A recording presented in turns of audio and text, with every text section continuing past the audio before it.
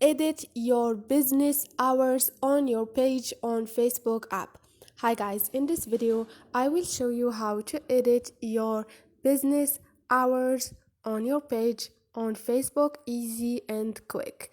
So first then go to your Facebook app, click on it, and now click on those three lines up there, click on your page, and all you need to do is click on the setting icon beside the search icon and click on page info. Scroll down and you're gonna find hours, click on it, and here you're gonna find no hours available, or choose always open, or just click on standard hours and click on edit hours and choose the day,